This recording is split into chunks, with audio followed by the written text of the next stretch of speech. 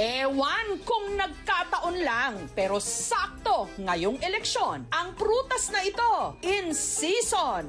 Napapanahon ang pangalan kasi nito ang siya ring tawag sa mga kandidatong papalit-palit ng kaalyansa o partido. Balimbing!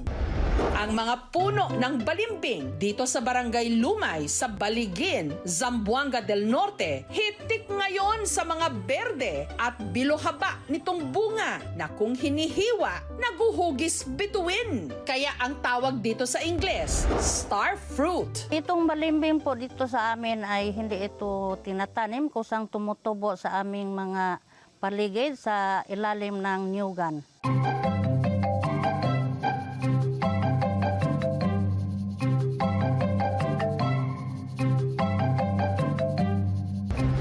Mga freshly picked balimbing, paborito raw nilang papakin. Isinasawsaw sa bagoong o hindi kaya sa asin.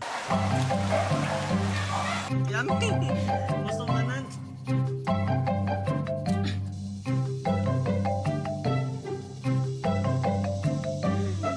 Kasing asim ng aking pagmamahal.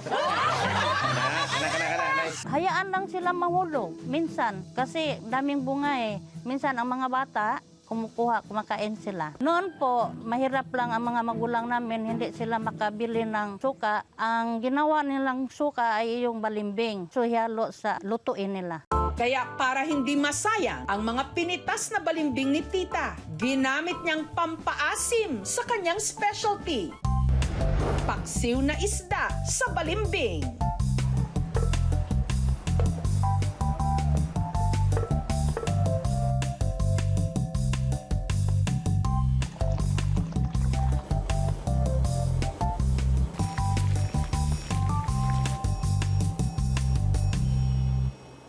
Mao ni ang ato ang paksyo nga isda nga naay balimbing. Lahir jud kung balimbing may gamiton kaysa suka. Mo nga jud ang natural nga lasa. Nawala yung langsa, tapos medyo matamis-tamis yung sabaw dahil sa katas ng balimbing. Mapapangiwi ka rin daw sa asim kapag balimbing ang ipinangsahog mo sa sinigang.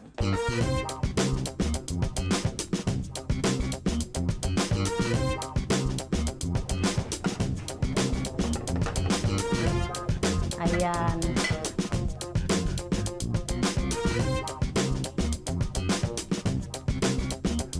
Tamang-tama lang ang timpla. Lami jud kay siya. Pero ang balimbing dito sa Pantukan, Davao de Oro, manamis-namis daw? Ay, balimbing nga! Paiba-iba ng lasa. Si Claire kasi, ginagawa itong jam. Ang mga balimbing, pinitas niya mula sa 3 puno sa kanilang bakuran. Dala po ito ng mama ko galing sa auntie ko sa kabilang lugar. Kinuha ng mama ko yung buto tsaka tinanim dito sa lupa namin. Tuwing panahon daw ng balimbing, nakapupuno sila ng 2 timba kada araw.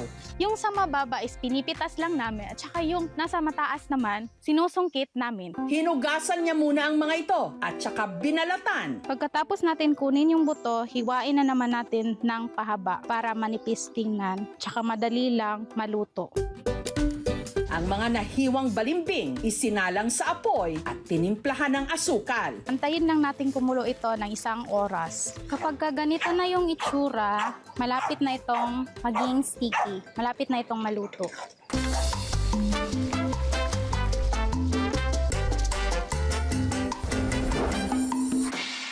Perfect ipalaman sa tinapay. Iyang lasa kay, nadya mo siya aslom-aslom gamay pero mas nangingibabaw tong tamis. Pwede na siya pang merenda. Nawala na yung asim niya. Ang sarap-sarap iparis ng kape. Nung una, gumagawa lang ng balimbing jam si Claire para sa kanyang pamilya. Pero dahil pumatok ito sa kanilang panlasa, sinimulan na niyang ibenta 70 pesos kada tub o plastic container. Nung February lang namin na subukan na ibenta. Kinita ko doon sa 9 tubs is 630. Yung kinita namin is binibili namin ng ulam para dito sa pang-araw-araw namin.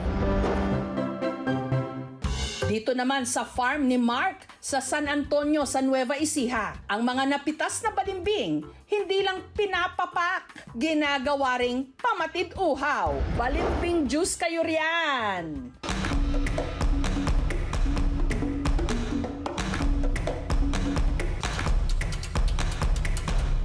Hihiwain ko. Tatanggalin ko yung mga dalawang dulo saka yung gilid kasi ito yung may ugat eh. Kaya kailangan tanggalin muna natin siya. Medyo papait siya ng bagya saka mahirap siya inumin. Kakapit siya sa natin sa gilagid. Ang balimbing inilagay sa blender, tinimplahan ng honey at hinaluan ng konting tubig.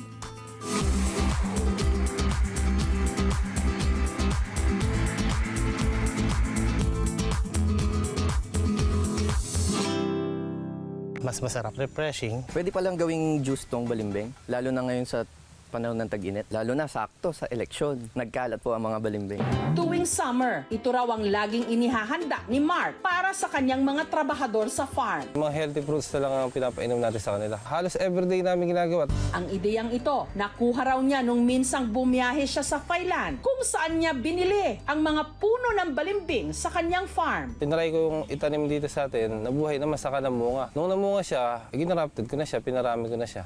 Si Mark, ginawa na ring negosyo ang pagbebenta ng balimbing seedlings. Yung 2 to 3 feet, 500 po ang isang puno na benta namin. Tapos yung mga 6 feet na may mga bunga na, 1,000 to 2,500. Depende po sa laki. Ito ay nagtataglay ng vitamin A at vitamin C. Ito rin po ay magandang kainin ng mga taong may high blood pressure kasi nakakapagpababa at saka yung may mga diabetes kasi mababa rin ang kanyang glycemic index. Ang balimbing, 5 ang kanyang angles. Na turingan ng isang tao ay balimbing kasi gawa nitong iba-ibang mukha na ipinakikita.